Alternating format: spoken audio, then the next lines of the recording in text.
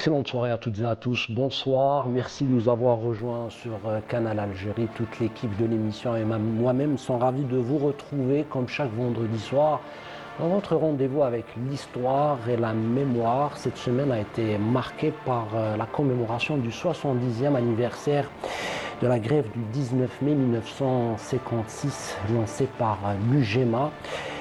Des écoliers, des collégiens, des lycéens, des universitaires ont quitté les salles de cours pour bien sûr répondre présent à l'appel de l'UGMA et rejoindre les rangs de l'ALN et du FLN. La semaine dernière, bien sûr, nous avons parlé de cette thématique et nous vous avons présenté deux documentaires intéressants à notre mesure et à notre sens qui sont essentiels pour comprendre cette séquence importante de l'histoire du mouvement national et de la révolution de novembre 1954. Nous avons présenté le documentaire de notre collègue journaliste Zoher Bendimred Meliha sur le parcours et la trajectoire et la vie et l'histoire captivante et marquante et émouvante de la martyre Meliha Hamidou, cette tlemcénienne qui a été assassinée à l'âge de 17 ans seulement par les agents de la DST et de l'armée française parce qu'elle a adhéré, elle a été membre du réseau de l'ALN.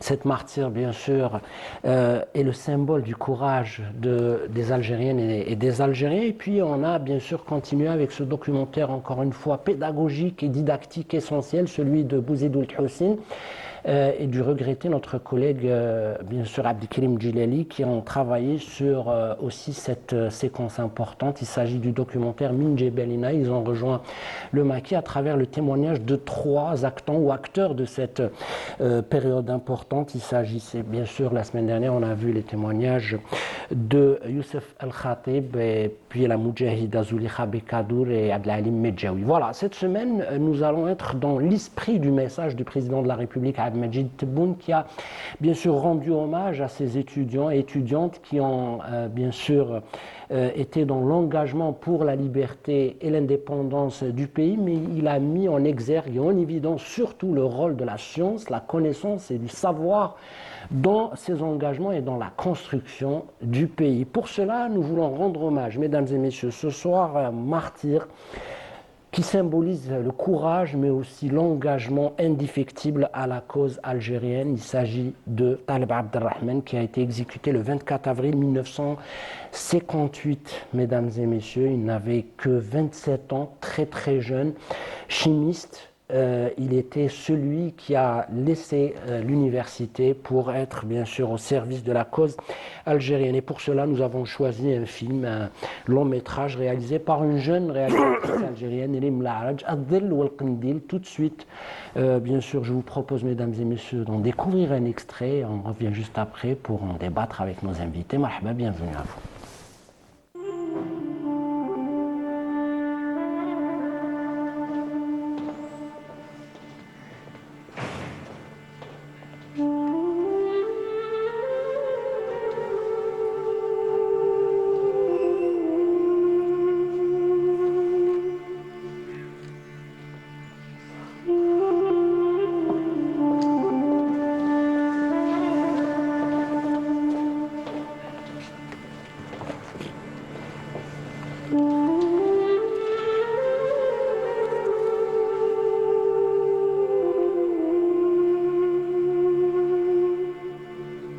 Au nom de la République française, Taleb Abderrahman, vous êtes condamné pour la troisième fois à la peine capitale.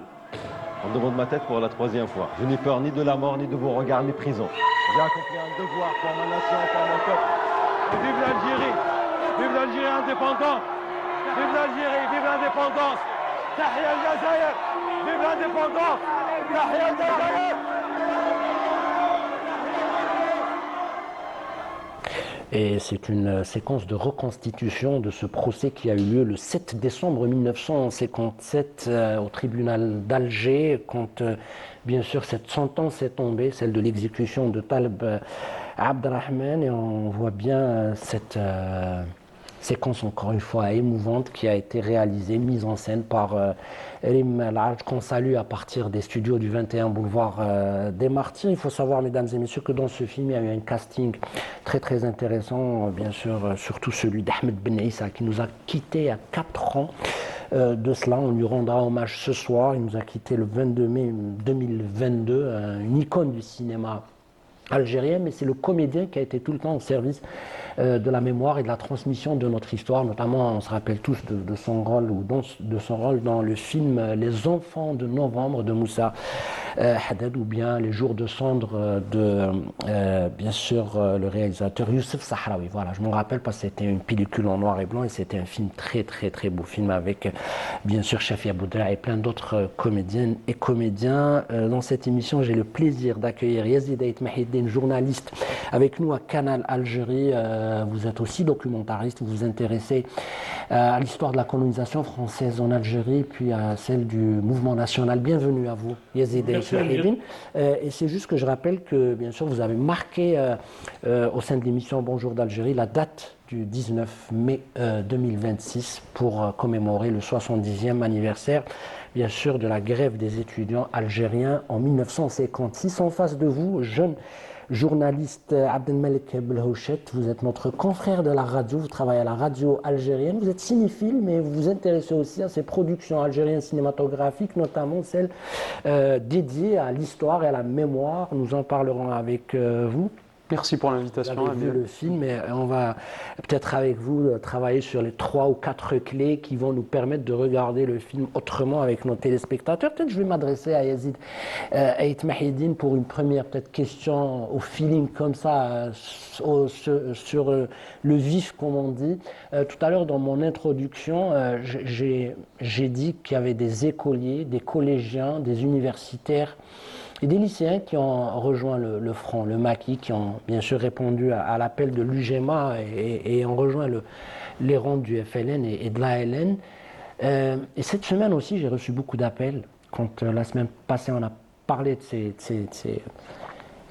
ces Algériennes et Algériens étudiants et étudiantes, on m'avait dit qu'il y avait beaucoup d'écoliers, malgré leur jeune âge. Quand on parle d'écoliers, ce sont des enfants qui étaient peut-être au primaire, qui ont déjà voilà, eu cette conscience du devoir national. Est-ce que vous le confirmez? Oui, absolument. Il y a enfin, bien sûr, avec l'accord de leurs parents, ils ont exhorté leurs enfants, les écoliers, à quitter les bancs de l'école pour répondre à la grève. Bien sûr, il y avait une mobilisation générale. Les écoles, les lycées, les collèges et bien évidemment les universités en Algérie et en France. Et on voit ces écoliers, par exemple, vous avez bien fait de rappeler le film Les Enfants de Novembre, puisqu'on voit ces enfants de novembre, les Mourad Ben Safi, et qui étaient des enfants qui étaient dans le feu de l'action. Dans l'engagement. Dans l'engagement. Il y avait ces cireurs. Ces cireurs, je me rappelle aussi de la chanson de Hadj Omar qui a immortalisé les cireurs et qui étaient à l'école, et par la suite ils étaient là à envoyer des lettres, à être aussi des agents carrément de liaison qui se sont sacrifiés pour l'indépendance du pays. Effectivement, Yazid, et là vous me tendez la perche parce que vous me rappelez aussi un autre film important, c'est celui de Jacques Charby, Une si jeune paix, parce qu'on a vu aussi le parcours de ces enfants victimes, bien sûr, de la sauvagerie du colonisateur, qui ont été martyrisés, qui ont subi des traumatismes à la fois moraux, si le mot est juste, et physiques, parce qu'après ils ont porté des stigmates de cette colonisation sauvage durant toute leur vie jusqu'à leur décès. Oui, ils ont vécu le trauma jusqu'à départ. Et ça nous rappelle une autre séquence. Et là, vous pouvez intervenir à n'importe quel moment, Monsieur Belhouchet, parce que le débat est ouvert. Il y a une autre séquence qui est très, très importante. Et là, on revient justement aux déclarations peut-être de Kateb Yassine dans le documentaire de René Vautier. C'est le sang de mai qui a ensemencé novembre. Cette séquence du 8 mai 1947, parce que si on revient un peu en arrière, il y a un gap, il y a une différence entre cette génération finalement qui... De 56 ? Effectivement, mais finalement, ce sont les enfants qui ont été traumatisés, les 45. Voilà, et choqués par ce qui s'est passé le 8 mai 45, qui ont pris cette conscience j'allais dire prématurée, parce qu'il y avait une sorte de conscience rapide, malgré leur jeune âge. Tout à fait, puisque les lycéens de l'école Kirouani de Sétif, c'est l'école Kirouani qui était un bastion de révolution, d'où... Ex-Albertini. Oui, ex-Albertini, c'est l'école Kirouani, le Shahid Kirouani, avec Kateb Yassine, avec Benzine, avec tous ceux qui ont été Bouguermouh.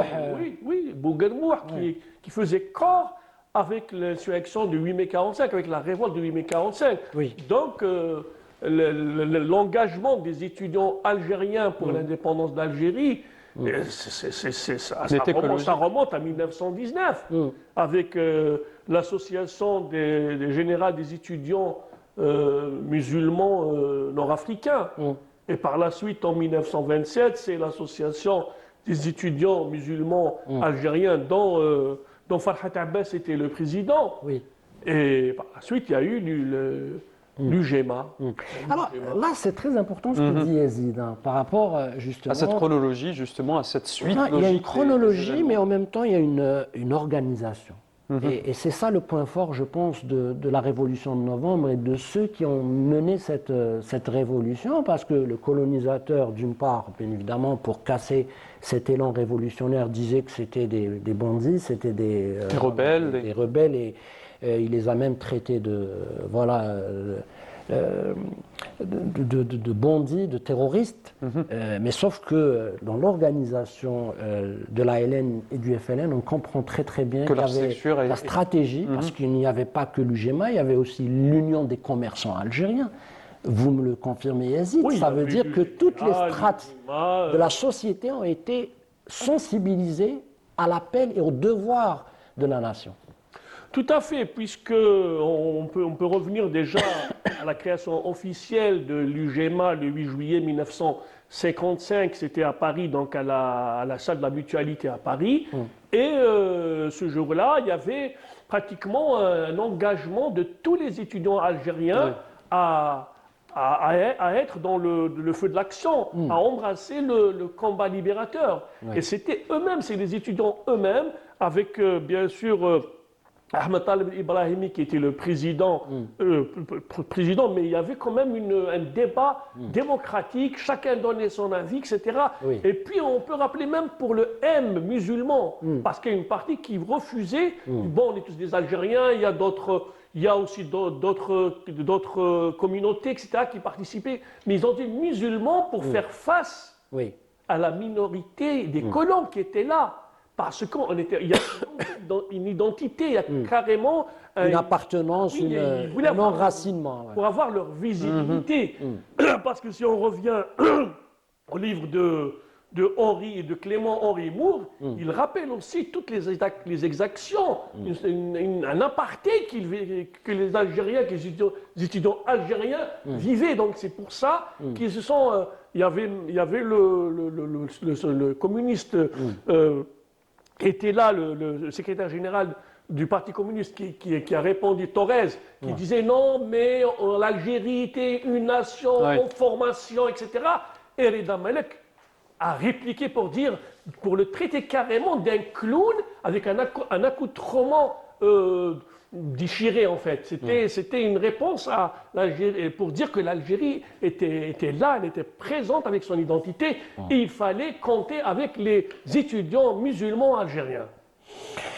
Ce que vous nous dites est très très intéressant parce que vous qui aimez tant la littérature et celle surtout de Mohamed Dib, quand on a tous vu dans ce feuilleton iconique, Dars Betar, la grande maison, bien sûr, de Mustapha Badi, ça commence avec la condition des écoliers, de ces collégiens. Le petit Omar faisait partie de ces écoliers. Et toute la scène nous montre cette ségrégation au niveau des écoles Abdelmalek. C'est-à-dire que l'étudiant ou l'élève ou le collégien algérien subissait, d'ailleurs on rend hommage ce soir à Ahmed Rebbah, à Mohamed Rebbah, le chercheur en histoire, qui est, à qui on souhaite un rapide rétablissement, qui en parle parfaitement sur cette ségrégation vécue par les jeunes écoliers, étudiants, collégiens en Algérie, dans leur propre pays, n'avaient pas tous les droits. Alors cette ségrégation, comme vous le dites si bien, Amir Nebash, était vécue aussi par ceux qui n'ont pas eu l'accès à l'école, ceux qui malheureusement, il faut le rappeler aussi, la France coloniale avait interdit aux jeunes Algériens d'aller à l'école, de pratiquer par exemple des études universitaires. Et aujourd'hui, on rebat surtout à l'étudiant algérien qui a transformé le savoir en résistance. Oui.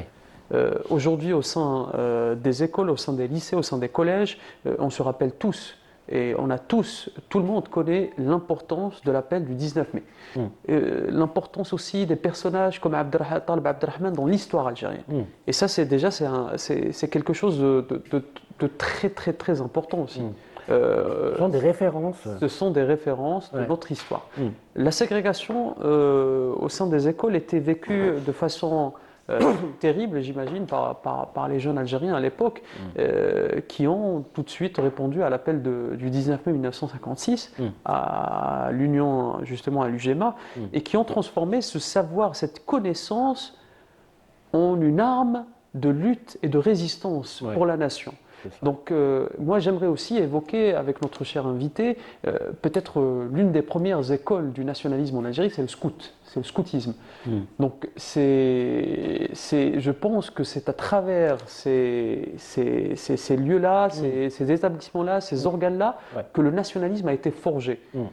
Véritablement, et que le nationalisme et que les jeunes Algériens ont embrassé le nationalisme et le patriotisme. Yazid El Mahidine, il y a aussi ce point qui est très très important. La semaine dernière, quand on a vu regarder ensemble le documentaire Maliha Hamidou, il y a eu justement un point de départ. Le point de départ, c'était Dar el-Hadith. C'est ce lieu culturel rayonnant parce qu'on y enseignait et les maths et les sciences, mais s'il vous plaît aussi la musique. Ça a été créé, je crois, en 1934. Quel est le rôle, selon vous, Yazid, qu'ont joué ces lieux, justement, scouts musulmans algériens, les écoles comme ça, coraniques qui oui, je pense que qui ont compensé en réalité ce manque à l'éducation des Algériens qui étaient marqués par ça. Et on a un chiffre, Yazid, et ça c'est corroboré parce que quand on parle avec des chiffres.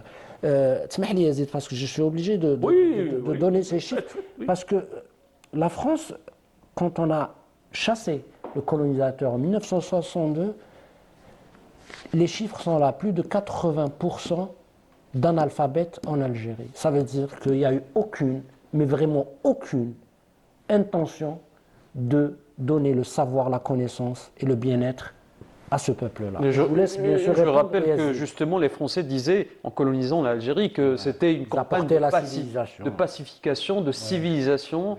Et vous le dites, les chiffres parlent d'eux-mêmes. Oui, c'est vrai.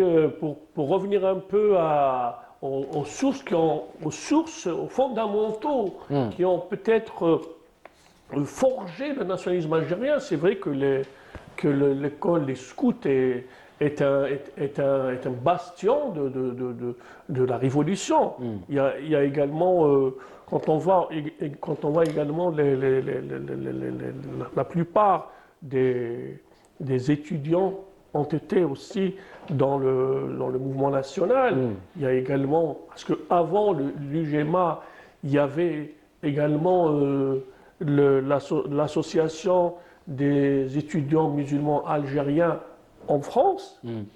C'était en France, c'était dans le milieu estudiantin qui était aussi qui se rapprochait le plus du PPA-MTLD, parce qu'il y a aussi l'IDMA, il y a aussi les ulama.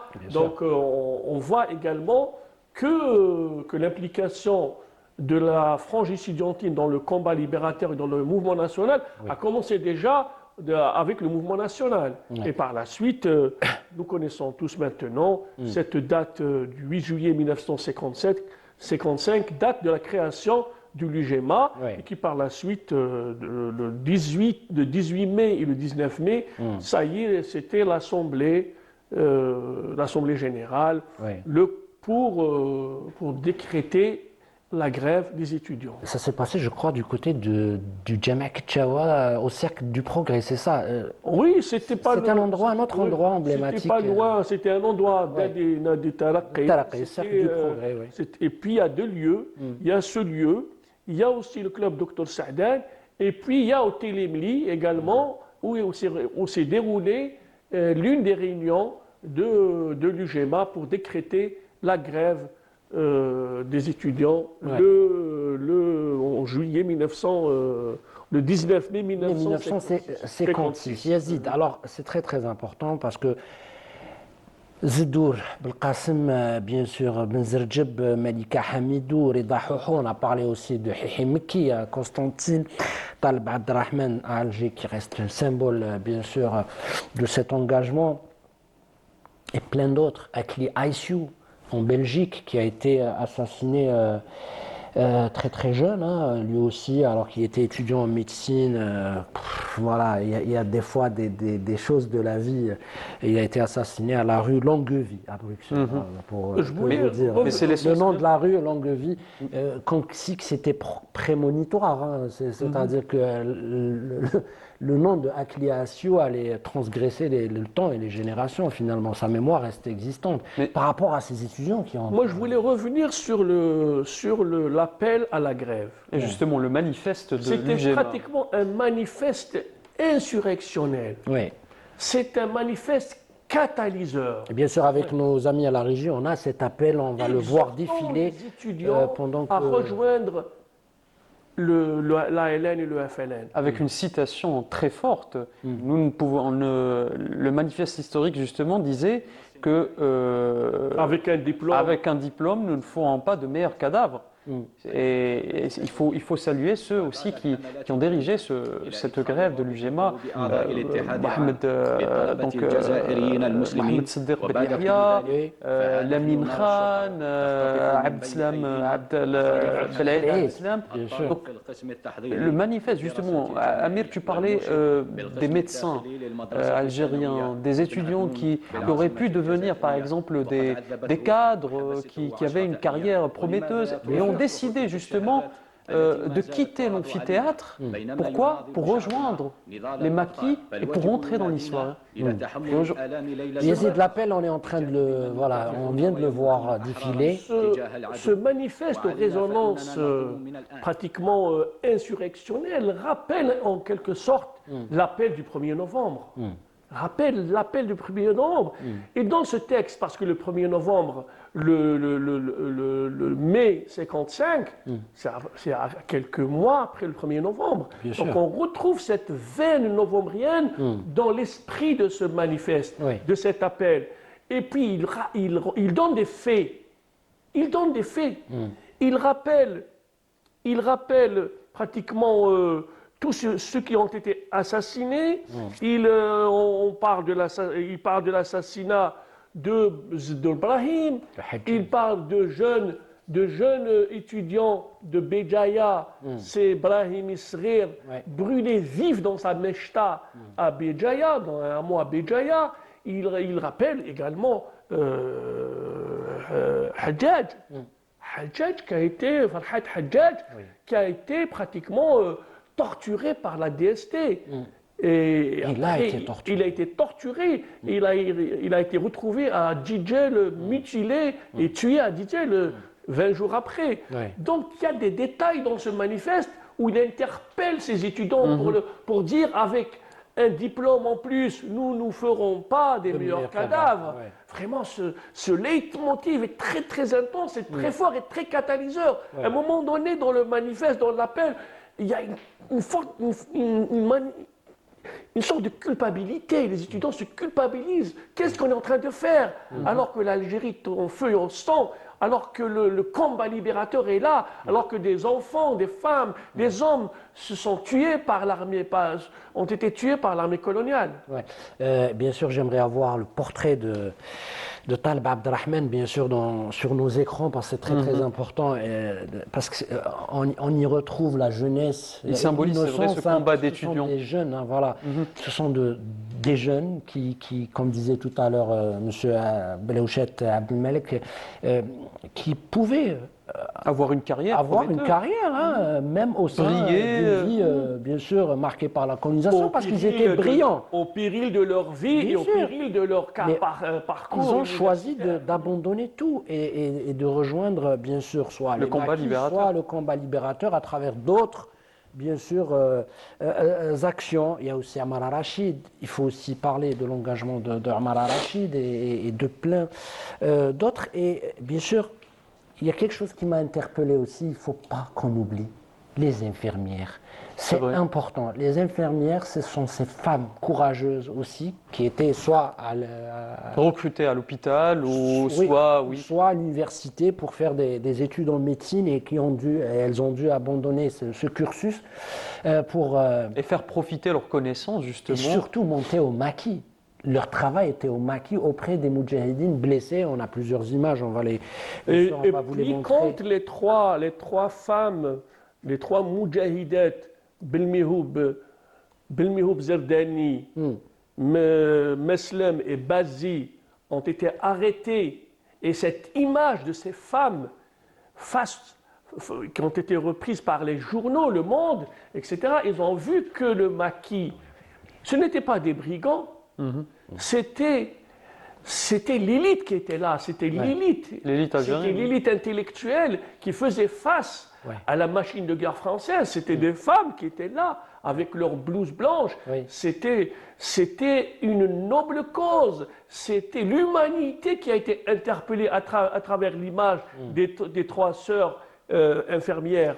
Qu'on voit dans les photos avec Amara Rachid et avec Abad Ramdan. C'est vrai, c'est le fait l'engagement de ces femmes. On parle aussi d'autres femmes, Saliha Oud-Qabliya, icône. Oud-Qabliya, de Bisker, qui était au comité de l'Assemblée générale qui a décrété la grève. Docteur Ben Abid aussi, parce que des fois on se rappelle qu'il était avec à la Wilaya 3 avec Ahmed Majid Daouchiche qui ont fait plein de Et choses. Zulekha Bekadour aussi, Zulekha qui reste Bekadour, un bien témoin vraiment qui rappelle toujours, qui a été interviewé également par Clément Henri Moore dans son livre sur l'UGEMA. C'est quelque chose d'extraordinaire quand on voit, parce qu'une seule image comme ça, que tout le monde, la France dans sa propagande, dans ses narratifs, ses récits, essaye de réduire un peu la révolution en un petit mouvement insurrectionnel mené par des brigands, des bandits. Mais quand on voit les trois dames qui étaient là avec les blouses blanches, cette image casse toute cette propagande, toute cette intox. Ouais, c'est clair.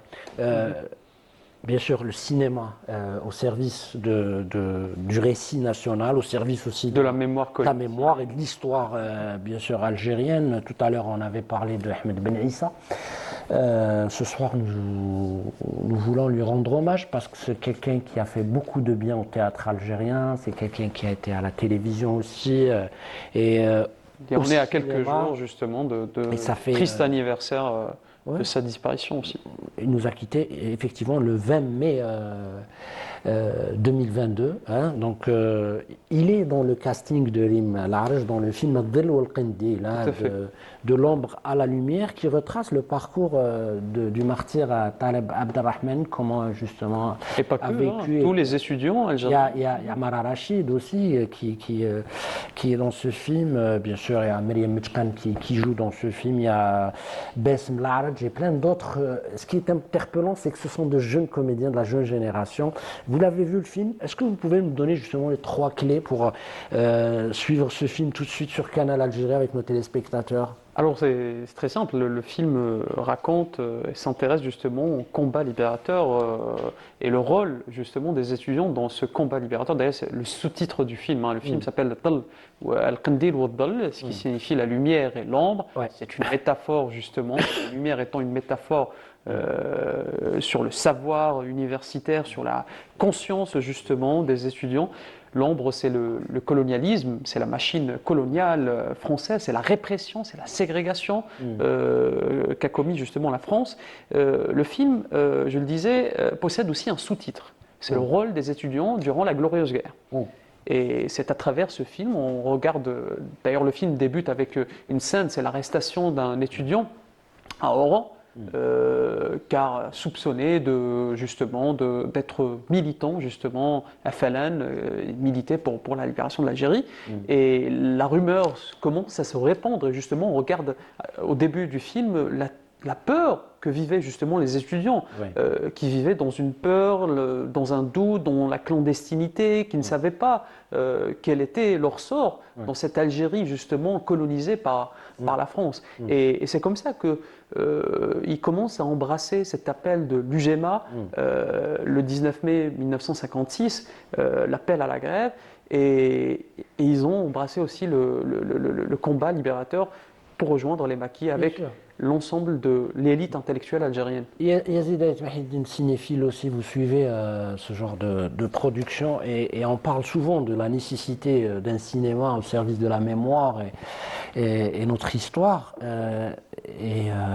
Ce sont des films, vous me dites, essentiels pour que les jeunes d'aujourd'hui aient accès à l'histoire de Talb Abdelrahman, qu'ils aient accès à d'autres histoires, Saleha ou Qabliya et plein d'autres figures importantes ou moins importantes aussi, il faut dire, parce qu'il y a eu des anonymes qui ont aussi sacrifié leur vie et qu'on a besoin de connaître leurs histoires. Absolument, Amir, le cinéma est capital pour la construction de ce récit algérien, de ce récit, de ces narratifs qui vont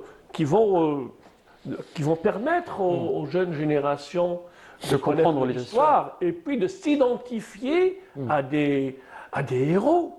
Aujourd'hui, Talb Abdelrahman, Fernand Yvetot, c'est des héros. Oui. Mais dans les lycées peut-être, dans les écoles, des fois, on parle d'autres héros, mais on oublie les vrais héros, les vrais, les nôtres. Quand on voit, on a parlé de tous ces étudiants qui sont sacrifiés pour le pays. Quand on voit le docteur Ben Aouda Ben Zorjeb, quand on voit sa photo, c'est quelqu'un d'imposant. Oui, charismatique et ça dégage. Très chic. Quand on voit Lycien Srir Brahimi, quand on voit tous ces Rida. أعوذ بالله من الشيطان الرجيم إن الصلاة كانت على المؤمنين كتابا موقوتا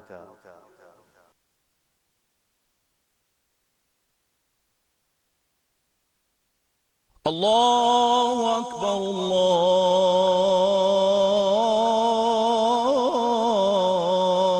الله أكبر أشهد أن لا إله إلا الله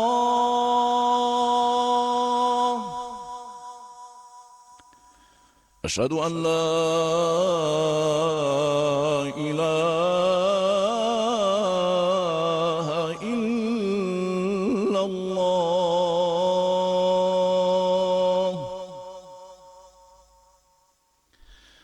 أشهد أن محمدًا رسول الله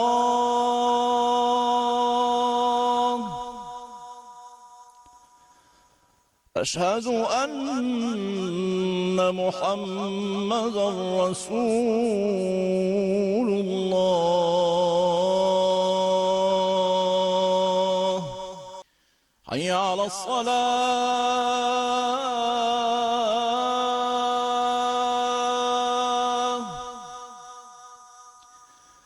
حي على الصلاة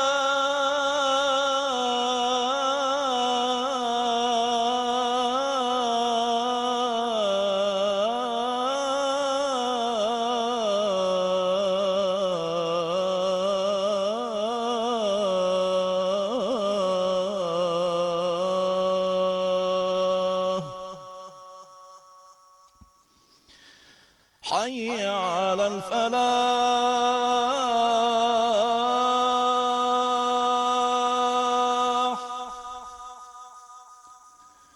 حي على الفلاح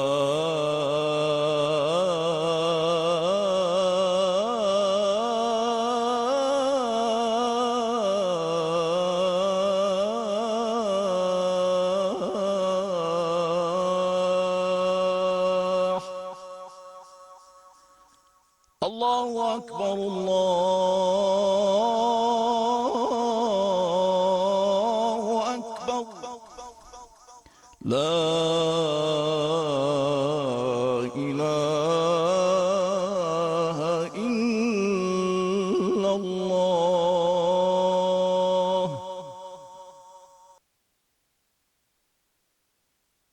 اللهم رب هذه الدعوة التامة والصلاة القائمة آت محمدا الوسيلة والفضيلة وابعثه مقاما محمودا الذي وعدته.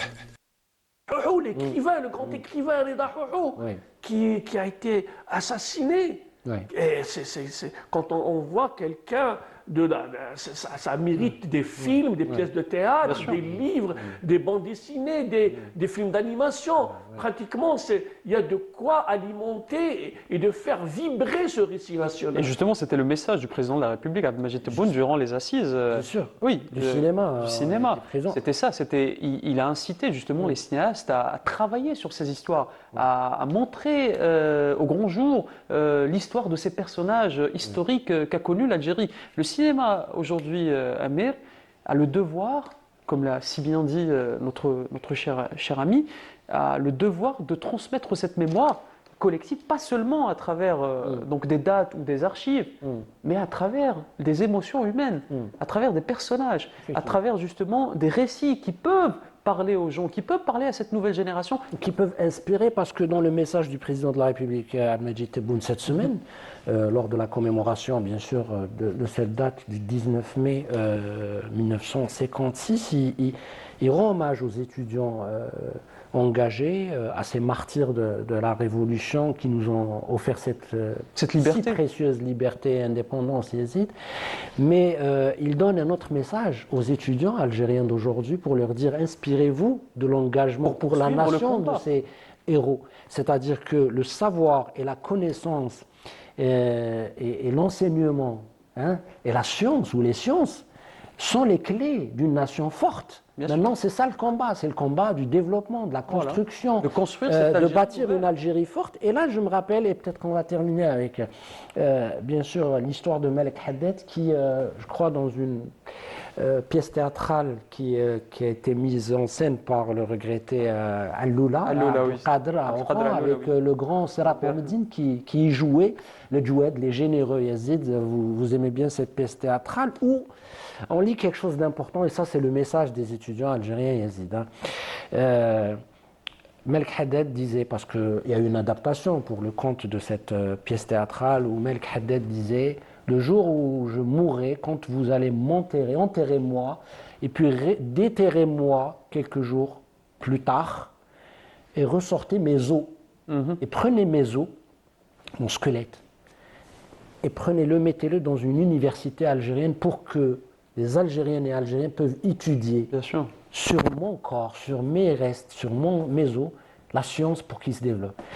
C'est quelque chose d'incroyable. Ça, c'est pour vous montrer, Yazid, un peu cet engagement intrinsèque, presque naturel à la nation algérienne et à ce pays tant important pour nous. Absolument. Et je voulais également rappeler, en parlant de cinéma, quand on essaie de reconstituer les faits historiques par rapport à ce qui s'est passé le 19 mai, il y a des images qui reviennent, il y a ces assemblées générales, il y avait une liberté de discuter, de débattre. Il y avait Yvette Safir qui a également dactylographié carrément le texte. Il y a des noms qui reviennent et on ne doit pas les oublier. Et ce 19 mai sera toujours un devoir de mémoire pour les étudiants musulmans algériens qui ont décidé ce jour-là à déserter les bancs d'université et rejoindre le maquis et rejoindre le FLN. D'autres étudiants sont devenus par la suite des ambassadeurs du GPRA d'abord, dans les ambassades. Nourdine Joudi, par exemple, Allah yarhamou, on lui rend hommage ce soir aussi, Nourdine Joudi, qui était parmi justement ces étudiants.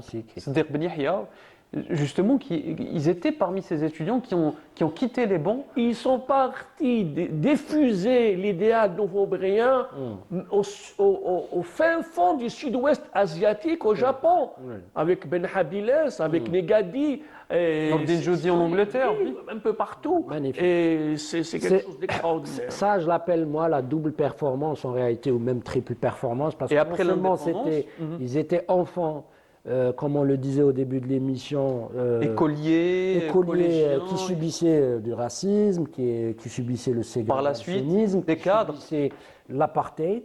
Ils se sont construits dans cette colonisation sauvage, encore une fois, qui les a privés de plein de choses.